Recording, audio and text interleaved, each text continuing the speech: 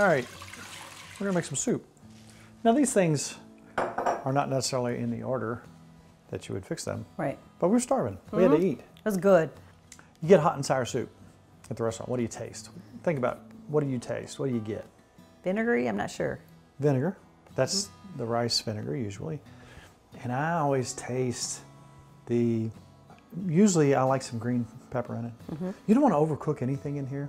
You taste some onion. And it depends on what some people put. Some people put ginger, some people don't. You taste the soy, the saltiness of the soy. Very hot. Very hot due to red pepper flakes. You love it. So what we're going to do is going to start out with 28 ounces chicken broth. Now one thing I'll do is I'm going to add just a little bit of bouillon. Oh yeah. A little chicken bouillon. That just adds a little salt, a little flavoring to stock it up a bit. Now I'm going to go ahead and put my green peppers in. I've just cut them up, smaller pieces. You want your onion? Yeah, let's cut some smaller pieces of onion. What else do you want in your hot and sour soup? Well, there's a lot of things you can do. I'm going to put some little pieces of bamboo shoot in there. Just cut some strips. I always like that consistency and a little bit of flavor that they have. Just going to cut some of that up. So I want that onion flavor. And consistency-wise, I like some bamboo shoots. I do too. Which you can get anywhere. Usually in a can. Now I'm going to start out.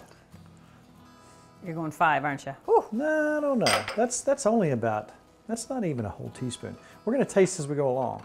I don't want it to get too hot for you. I want you to like it. I know you like it. I always like it. So I don't want to get it too hot.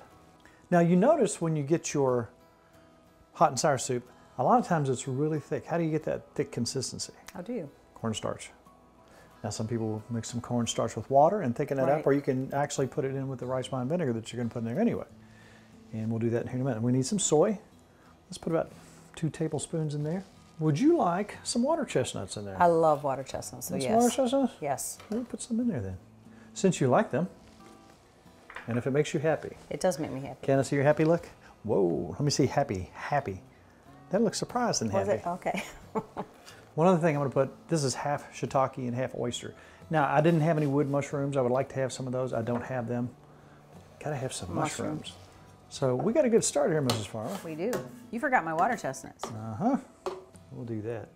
All right, look, it's already starting to look like it. Yes, it is. Now, if you will just julienne me some carrots there. Let's see what you got going on. Let's just cut those in pieces. Beautiful. Now those, being that they're so small, those will cook up fairly quickly. I'm not going to bring that to a huge rolling boil.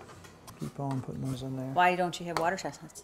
Oh yeah, water chestnuts. You don't. I want water chestnuts. Oh, we'll help you out. You like a bunch of them, don't you? Now we've already got the look going. Now, since we have to put rice wine vinegar, that's where we get our tang, and we want to put some cornstarch in for the thickness, may as well put those together and mix them up. We don't want those, we don't want to overcook any of those ingredients. I want the onions, carrots, and even the green pepper to have just a little bit of crunch left. At this point, we're going to take our cornstarch and our vinegar and add that in, and that will thicken that nicely. And in a minute, we're going to cut our tofu into appropriate size pieces. Now see how that thickened that out and changed the color a little bit?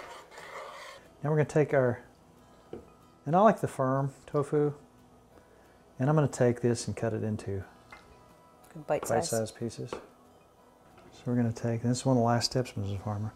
I tell you what, now while I'm cutting this tofu, Mrs. Farmer, if you will take just shave me just a little bit of ginger, just a tad more, that's good. That's perfect. Don't need much. Now if you will beat this egg up a little bit, Nikki. I will. Pop that in one of these little bowls here. And I'll tell you what, Mrs. Farmer, this looks just like the hot and sour soup we get at our favorite restaurant. Look at that. Yep. The thickness is there. All the ingredients are there. Now right now I'm dipping Kelly out some before the egg because Kelly's allergic to eggs. So the last thing we're going to do is I want you to slowly pour that.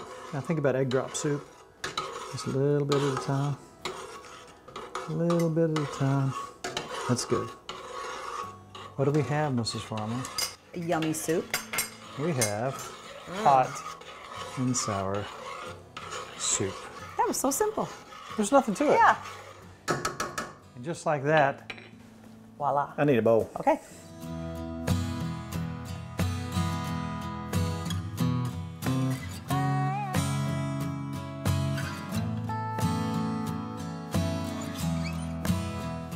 Okay, now here's Kelly's. Look, if you do that without the egg, it'll have a little darker color. We get to try Kelly's? Oh, let's eat all Kelly's. That's it. That's good. Woo, you peppered that. I didn't put that much in it. Good. You know, it is hot and sour soup. Oh, wow. That's delicious. Just enough ginger. Nice and crunchy. I like Oh. that. That's Oh. delicious. There's hardly anything you can't do in your own home. This is living proof. And you know what? I think we're going to clean the counter off and clean these bowls out. And then we'll be right back with our fake Chinese recipe. That's right. It's made in America, That's right. but people eat it at a lot of Chinese restaurants. Called crab rangoon. Let's eat this.